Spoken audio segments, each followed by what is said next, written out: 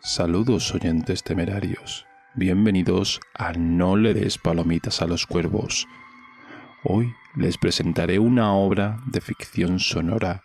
que los llevará a los mundos más oscuros y enigmáticos de la mente humana, cortesía del maestro del horror cósmico Howard Philip Lovecraft. Prepárense para adentrarse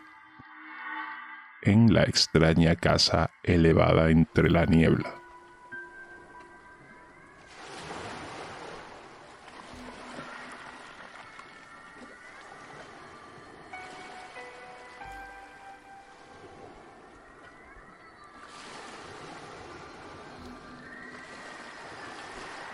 Imaginen un lugar envuelto en un manto de misterio, donde la niebla se convierte en el velo que oculta secretos ancestrales. Nos trasladamos a la ciudad de Kingsport, un enclave perdido en el tiempo, donde las sombras susurran antiguos secretos y los ecos del pasado resuenan en cada callejón. En este relato del soñador de Providence, nos adentramos en los confines de un bosque cercano a Kingsport, donde una casa en lo alto de una colina se erige como testigo silente de su entorno. Pero esta no es una casa común y corriente. Es una estructura que desafía las leyes de la física y la lógica, elevada sobre pilares que se pierden en la espesura de la niebla. Esta construcción parece más un fragmento de otro mundo que una morada terrenal. Entre las sombras de la niebla, seres alados se deslizan en silencio, observando desde lo alto con ojos que centellean con un conocimiento ancestral. Son guardianes de secretos olvidados y mensajeros de un destino que se teje en los hilos del tiempo. En medio de la niebla que envuelve este misterio lugar, se tejen historias de antaño, leyendas que susurran en el viento y susurros de almas atrapadas entre dimensiones. ¿Qué secretos aguardan dentro de esta extraña casa? ¿Qué misterios se ocultan en la bruma que la rodea? Acompáñenos en este viaje sonoro, donde los límites entre la realidad y la imaginación se desdibujan, y sumérjanse en la extraña casa elevada entre la niebla de Howard Philip Lovecraft.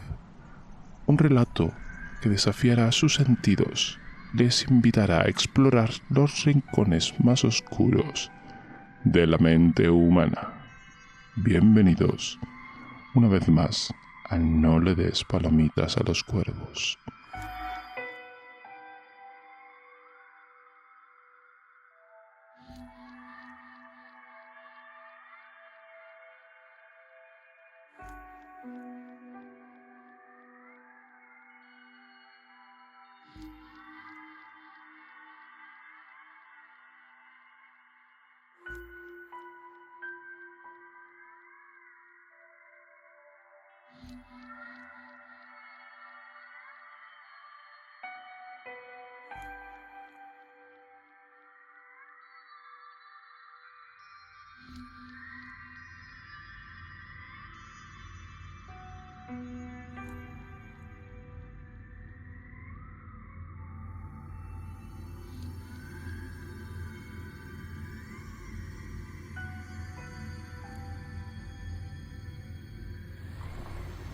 Por la mañana la niebla asciende desde el mar por los acantilados más allá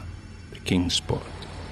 Blanca y ligera como una pluma, llega desde el piélago a unirse con sus hermanas las nubes,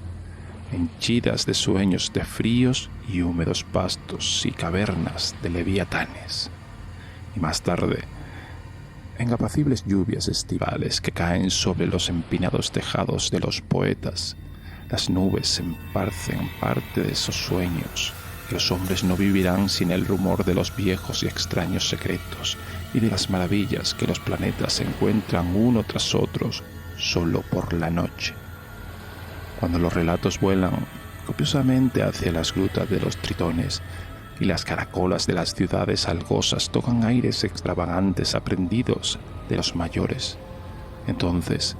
las grandes brumas impacientes se congregan en el cielo cargado de saber, y los ojos que miran al océano desde las rocas solo ven una mística blancura, como si el borde del acantilado fuese el confín de la tierra, y las solemnes campanas de las boyas tañesen libremente en el éter de ensueños. Pues bien, al norte de la arcaica Kingsport, los despeñaderos se elevan altos y curiosos, terraza sobre terraza, hasta que el más septentrional de todos flota en el cielo como una nube gris y helada arrastrada por el viento. Una triste punta solitaria sobresale en el espacio ilimitado, ya que allí la costa gira de pronto donde el gran Miskatonic desemboca torrencialmente procedente de las llanuras después de haber dejado atrás Arkham, trayendo leyendas de los bosques y pintorescos recuerdos de los cerros de Nueva Inglaterra. La gente de mar que vive en Kingsport mira hacia aquel acantilado como otros miran hacia las estrellas polares y calculan las guardias nocturnas según lo que oculte o permita ver a la Osa Mayor, Casiopea y el dragón. Para ellos forma parte del firmamento y realmente desaparece de su vista cuando la niebla oculta las estrellas o el sol. Algunos acantilados les gustan, como el que llama al Padre Neptuno por su grotesca silueta, o aquel otro de tajos escalonados sostenidos por columnas a las que llaman la calzada elevada, aunque ese les da miedo porque está muy cerca del cielo. Los marineros portugueses que llegan de viajes se santiguan nada más verlo, y los viejos yanquis creen que escalarlo sería un asunto mucho más serio que la muerte, si realmente eso no fuera posible. Sin embargo, hay una casa antigua en aquel acantilado, y al anochecer se ven luces en sus ventanas de cristales pequeños. Esa casa antigua está allí desde siempre, y la gente dice que habita uno, que habla con las brumas matinales que suben del piélago, y que es posible que vea cosas singulares en el océano cuando el borde del acantilado se convierte en el confín de la tierra y las majestuosas boyas tallen libremente en el blanco éter de ensueño. Eso lo cuentan de oídas, pues jamás han visitado aquel despeñadero prohibido, y a los nativos no les gusta dirigir hacia allí sus catalejos con sus ostentosos prismáticos, pero nunca han visto más que el primitivo tejado gris puntiagudo y cubierto de guijarros, cuyos aleros llegan casi hasta los grises cimientos, y la pálida luz amarillenta de sus pequeñas ventanas que asoma por debajo de esos aleros al anochecer. Estos veraneantes no creen que ese mismo uno haya vivido en la antigua casa desde hace siglos, pero no pueden demostrar que sea una herejía a ningún vecino auténtico de Kingsport. Hasta el viejo terrible que habla con péndulos de plomo encerrados en botellas, compra comestibles con secular oro español y guarda ídolos de piedra en el patio de su antidiluviano cottage de Water Street. Solo puede decir que ya vivía allí cuando su abuelo era niño, lo que debió ocurrir hace una eternidad, cuando Belcher o Shirley Powell o Bernard gobernaban las provincias de Massachusetts Bay al servicio de su majestad. Entonces, un verano llegó un filósofo a Kingsport. Se llamaba Thomas Olney y enseñaba cosas pesadas en una facultad cercana, Narragansett Bay. Llegó con su esposa corpulenta y unos hijos juguetones, y sus ojos estaban cansados de ver las mismas cosas durante años y de pensar los mismos pensamientos bien disciplinados. Miró las brumas desde la diadema del Padre Neptuno y trató de adentrarse en aquel mundo blanco y misterioso por los colosales tajos escalonados de la calzada elevada.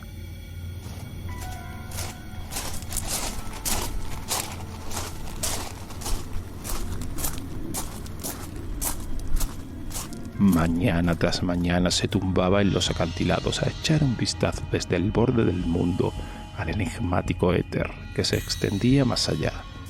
a escuchar las campanas espectrales y los gritos frenéticos de lo que posiblemente fueran gaviotas. Luego, cuando levantaba la niebla y el mar recobraba su aire prosaico con el humo de los buques de vapor, suspiraba y bajaba al pueblo, donde le encantaba recorrer las angostas y antiguas callejuelas que subían y bajaban por las colinas, y observar los desvencijados y ruinosos gabletes y los portales de extraños pilares que habían acogido a tantas generaciones de robustos marineros, e incluso hablaba con el viejo terrible, a quien no le gustaban los forasteros, y era invitado a su espantoso y arcaico cottage, cuyos techos bajos y artesonados carcomidos escuchan los ecos de inquietantes soliloquios en la oscuridad de las primeras horas de la madrugada. Fue inevitable, por supuesto, que Olney se fijara en el abandonado cottage gris, situado en lo alto de aquel siniestro despeñadero que mira hacia el norte y forma un conjunto con las brumas y el firmamento. Siempre estuvo suspendido sobre Kingsport y siempre corrió el rumor de su misterio por los tortuosos callejones de aquella ciudad. El viejo terrible le contó a Olney, casi sin voz, una historia que había oído a su padre sobre un rayo que una noche salió disparado de aquel cottage de tejado puntiagudo y se perdió en las nubes más altas del cielo,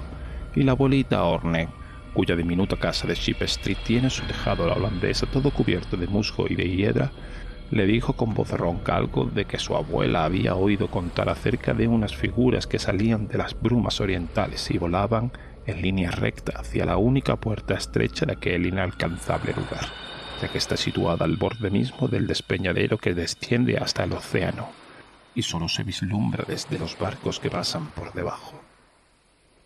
Por fin, ávido de nuevas experiencias sin que le contuvieran ni el temor de los vecinos de Kingsport, ni la usual indolencia de los veraneantes, Olney tomó una determinación muy terrible. A pesar de su formación conservadora, o a causa de ella, ya que las vidas monótonas generan antojos nostálgicos por lo desconocido, juró solemnemente escalar aquel acantilado septentrional que todos evitaban y visitar el anormalmente antiguo cottage gris en las alturas. Es muy probable que su yo más cuerdo le sugiriera que sus habitantes debían de llegar hasta él desde tierra adentro a través de alguna cresta más accesible junto al estuario del Miskatonic. Probablemente hacía sus transacciones comerciales en Arkham, conscientes de lo poco que le gustaba su morada a los habitantes de Kingsport, o incapaces tal vez de bajar del acantilado por la parte que daba a dicha ciudad.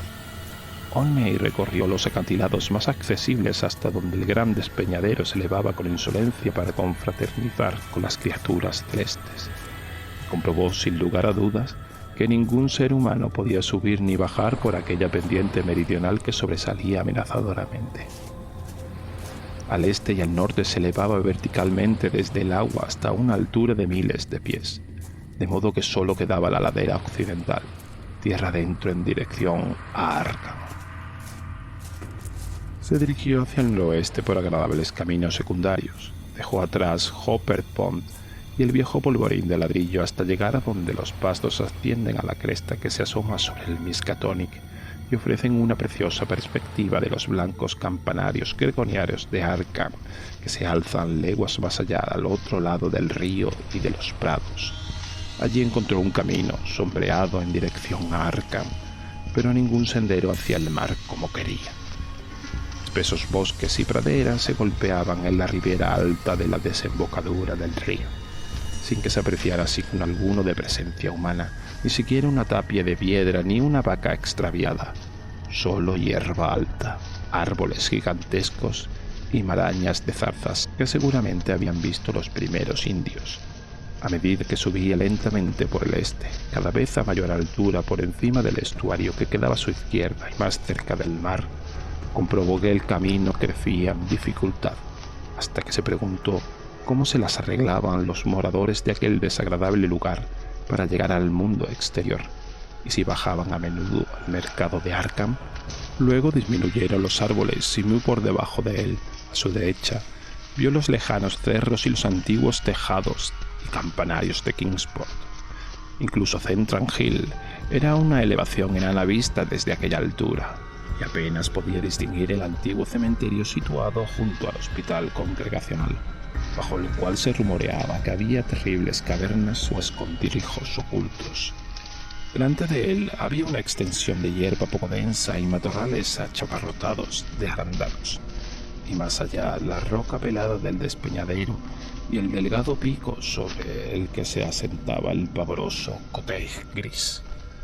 La cresta se estrechaba y Olney se sintió mareado en medio de la soledad de aquellas alturas. Al sur de donde se encontraba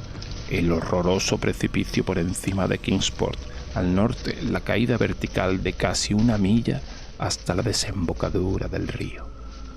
De pronto se abrió ante él una gran sima de unos 10 pies de profundidad, de modo que tuvo que colgarse de las manos y dejarse caer hasta su suelo inclinado, y luego trepar peligrosamente por un desfiladero natural que había en la pared opuesta. Así que aquel era el camino que los habitantes de la misteriosa casa recorrían entre la tierra y el cielo. Cuando salió trepando de la cima se estaba formando una bruma matinal, pero vio claramente ante él el arrogante e impío cottage. Sus paredes eran tan grises como la roca y la elevada cumbre contrastaba aduzamente con la blancura lechosa de los vapores marinos. Y se dio cuenta de que en aquel extraño más próximo a tierra no había puerta, sino solo por un par de ventanillas enrejadas de deslustrados cristales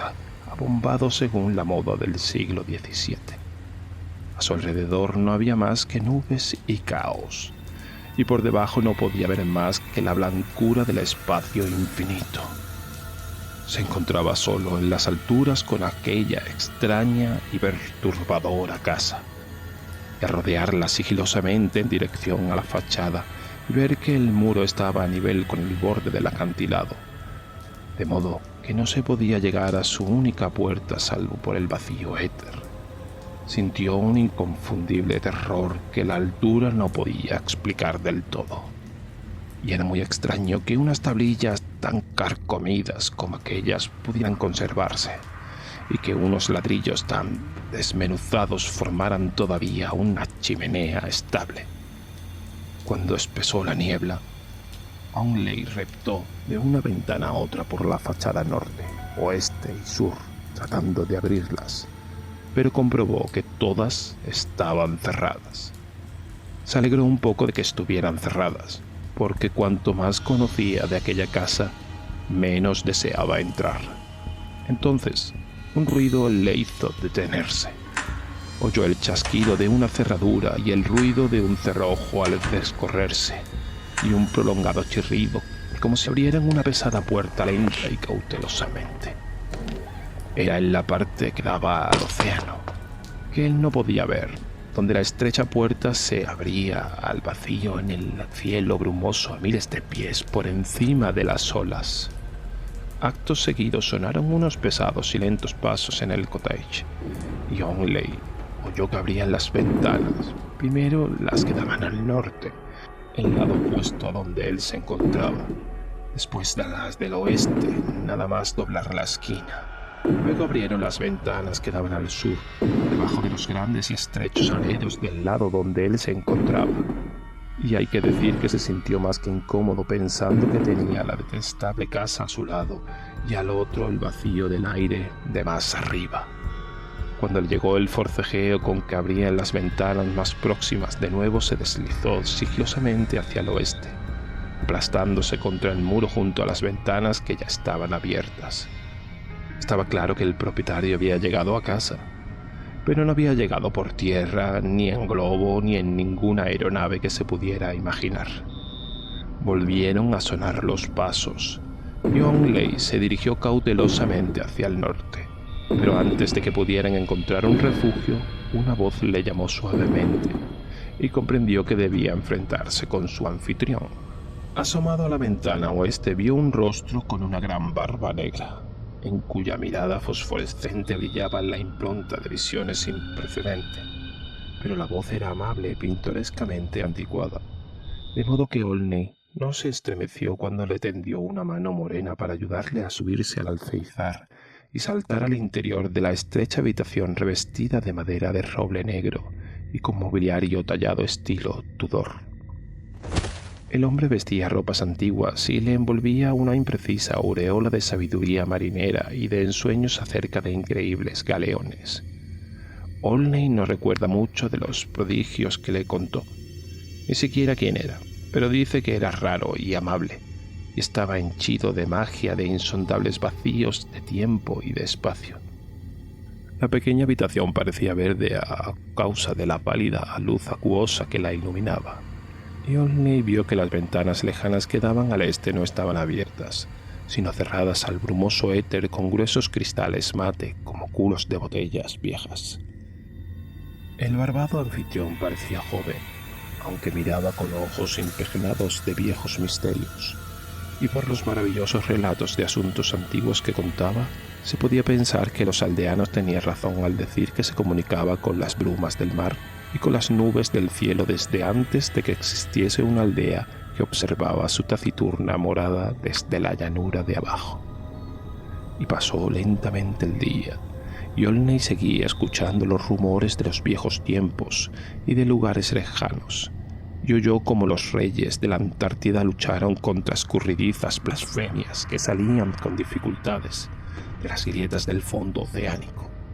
y como el templo apostólico de Poseidón,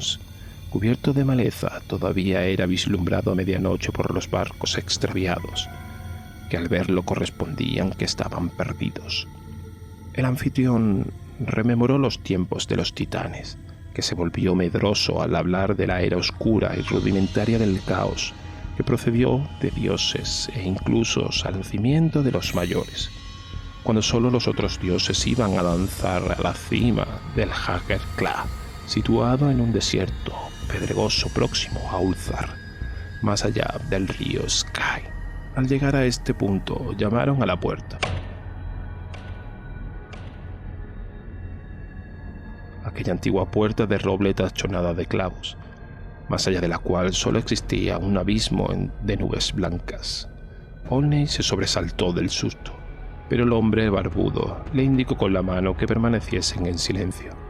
Anduvo de puntillas hasta la puerta y miró al exterior a través de una mirilla muy pequeña. Lo que vio no le gustó, de modo que se llevó un dedo a la boca y cruzó el cuarto de puntillas para cerrar y bloquear todas las ventanas antes de regresar al banco de madera con respaldo alto y un arcón en el asiento que ocupaba junto a su invitado. Entonces Olney vio pasar lenta y sucesivamente tras los rectángulos translúcidos de cada una de las pequeñas ventanas oscuras una extraña silueta negra. Según el visitante se trasladaba de un sitio a otro con mucha curiosidad antes de marcharse, y se alegró de que su anfitrión no hubiera contestado a las llamadas. Pues hay extraños seres en el gran abismo y el buscador de sueños debe tener cuidado de no despertar ni encontrar a los que no deben. Entonces empezaron a aumentar las sombras, primero unas pequeñas sombras furtivas debajo de la mesa y después otras más atrevidas por las esquinas recubiertas de madera oscura, y el hombre barbudo hizo enigmático gesto de súplica, encendiendo largas velas y las puso en candelabros de latón curiosamente labrados. A menudo echaba una mirada a la puerta como si esperase a alguien, y por fin unos extraños golpecitos secos, que debían responder a algún antiguo código secreto, parecieron contestar a su mirada. En aquella ocasión ni siquiera echó un vistazo por la vidilla,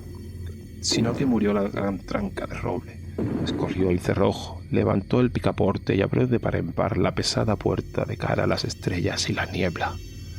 Y entonces, al son de oscuras armonías, entraron flotando en aquellas habitaciones procedentes del piélago todos los sueños y recuerdos de los poderosos de un nivel inferior de la tierra. Y unas llamadas doradas flotaron cual quedajas de algas, de modo que Olney quedó deslumbrado mientras él les rendía homenaje. Allí estaba Neptuno con sus tridentes, y los juguetones tritones y las fantásticas nereidas, y a lomos de delfines se balanceaban una enorme valva minuciosamente dentada, en la que iba montada la horrible figura gris de Nodens, el señor del gran abismo. y las caracolas de los tritones emitían misteriosos sones, y las nereidas producían extraños ruidos al golpear grotescas conchas resonantes de desconocidos merodeadores de las negras cavernas marinas. Acto seguido, del vetusto Nodens tendió una mano arrugada y ayudó a Olney y a su anfitrión a subir a su gigantesca valva, a lo cual las conchas y los gongs lanzaron una impresionante y frenético clamor, y el famoso cortejo salió al éter ilimitado hacia Esses, y el ruido de sus gritos se perdió en los ecos de los truenos. Los habitantes de Kingsport estuvieron toda la noche observando el majestuoso acantilado cuando la trompeta y las brumas le permitían vislumbrarlo, y cuando a las primeras horas de la madrugada se apagaban las pálidas luces de las ventanas, hablaron en voz baja de temores y desastres. Y los hijos y la corpulenta esposa de Olney rezaron al propio dios afable de los anabaptistas y confiaron en que el viajero pidiera prestados unos paraguas y unos chanclos si no dejaba de llover por la mañana. Entonces salió del mar el rezumante amanecer envuelto en brumas, y las boyas tallaron majestuosas en los vórtices del blanco éter. Y a mediodía los cuernos mágicos sonaron por encima del océano mientras Olney, seco y ligero de pies,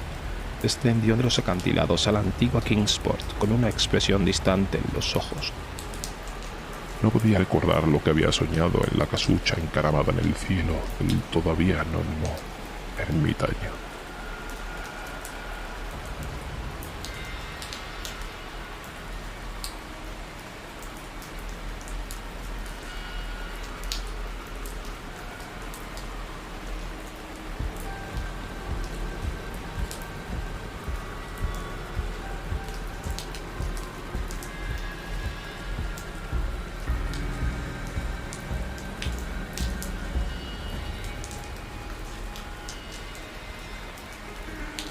Y explicar cómo había bajado sigilosamente por aquel despeñadero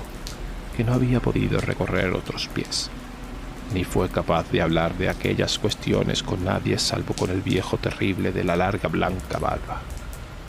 quien después masculló extrañas cosas, juró que el hombre que había bajado de aquel despeñadero no era el mismo que había subido,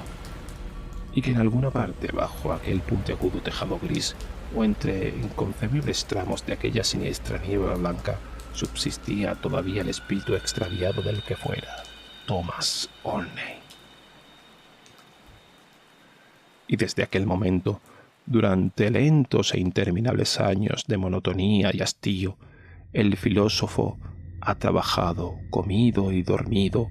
y ha cumplido con resignación sus apropiados deberes de ciudadano.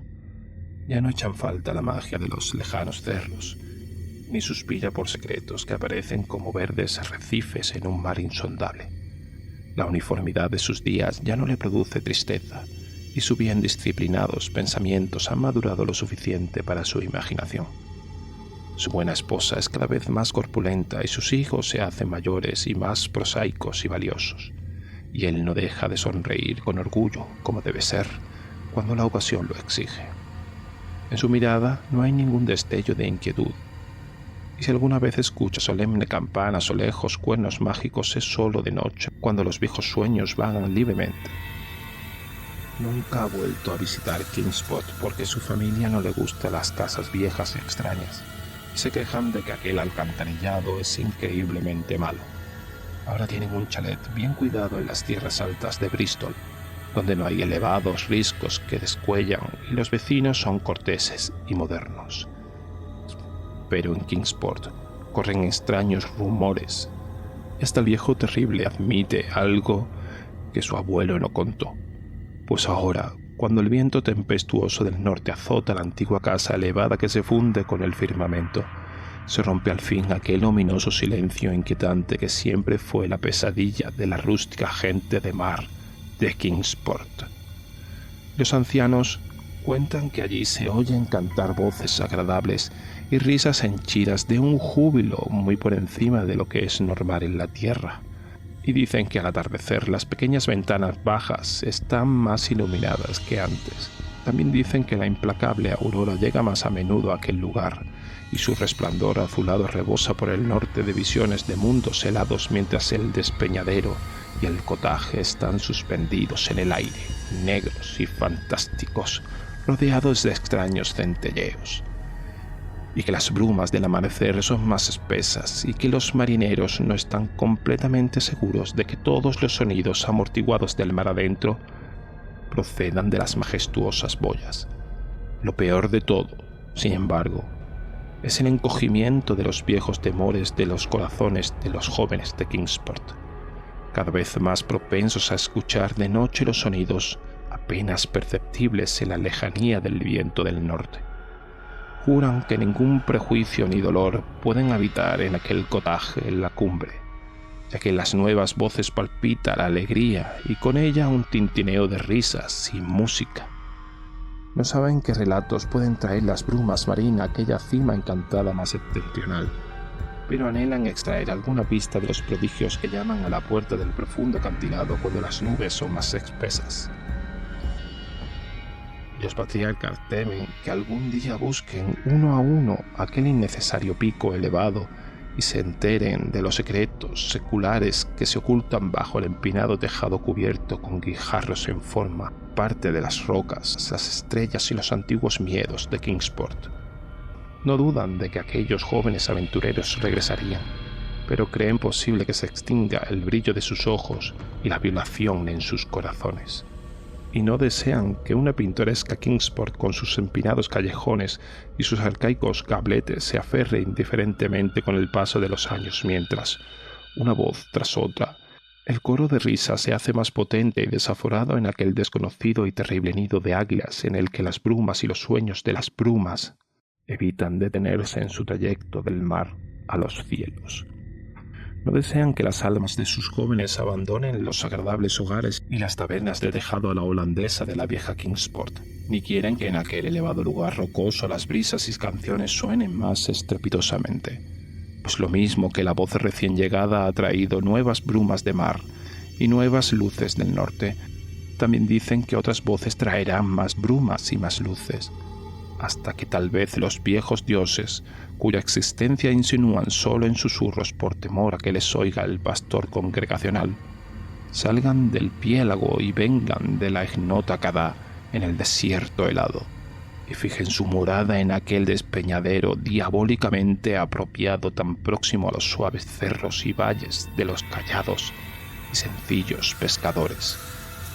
Esos no lo desean, ya que para la gente sencilla las cosas que no son de esta tierra son poco gratas. Y además el viejo terrible recuerda a menudo lo que Onley dijo acerca de una llamada que el morador solitario temía, y de una forma negra e inquisitiva que ambos vieron recortante en la bruma a través de aquellas extrañas ventanas emplomadas de abandonado cristal translúcido. Todas estas cosas, sin embargo, solo las puede decir los mayores. Y mientras tanto las brumas matinales ascienden todavía por aquel solitario pico vertiginoso con la vieja casa empinada, aquella casa gris de aleros bajos en la que no se ve a nadie, pero a la que el ocaso trae furtivas luces mientras el viento del norte habla de extrañas fiestas. Vienen de piélago, blancas y ligera como una pluma, a unirse con sus hermanas las nubes, henchidas de sueños de frío y húmedos pastos y cavernas de leviatanes. Cuando los relatos vuelan copiosamente hacia la gruta de los tritones y las caracolas de las ciudades algosas tocan aires extravagantes aprendidos de los mayores, entonces las grandes brumas impacientes se congregan en el cielo cargado de saber, y Kingsport, recostándose inquieta en sus acantilados menores bajo aquel impresionante centinela que cuelga de la roca, solo ve al mirar al océano una mística blancura, como si el borde del acantilado fuese un confín de la tierra y las solemnes campanas de las boyas trayesen libremente el éter de ensueño.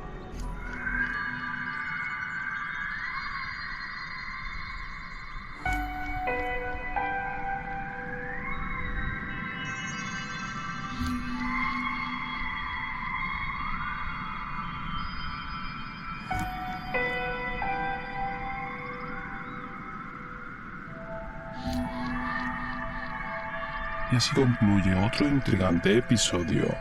de No le des palomitas a los cuervos. Antes de despedirnos, permítame compartirles algunos fascinantes datos sobre la extraña casa elevada entre la niebla. Este relato fue escrito por Howard Philip Lovecraft en 1926 y publicado por primera vez en la revista Weird Tales en 1931. Ambientado en la ficticia ciudad de Kingsport, la extraña casa elevada sobre la niebla es un ejemplo sobresaliente del estilo de horror cósmico de Lovecraft, donde se entrelazan elementos de lo sobrenatural y no inexplicable. En este relato evoca una atmósfera de misterio y maravilla, utilizando la niebla como un símbolo de lo desconocido y lo oculto. La casa elevada sobre pilares en medio de la niebla sirve como un punto focal para explorar temas de inquietud existencial y la fragilidad de la percepción humana ante lo sobrenatural. Además, la presencia de seres alados añade una capa adicional de intriga y enigma, sugiriendo la existencia de entidades más allá de nuestra comprensión, y observar desde las sombras y manipular los hilos del destino. ¿Y qué decir de pegarte una fiestecilla con nuestros colegas marinos? ¿Qué secretos aguardan dentro de esta misteriosa casa? ¿Y qué conexiones existen entre Kingsport y los seres alados que habitan en las brumas? Y nuestros coleguitas neptunos con sus delfines y sus sirenitas. Estas preguntas quedan suspendidas en el aire, invitando a los oyentes a sumergirse más profundamente en el mundo de Lovecraft y explorar los límites de su imaginación.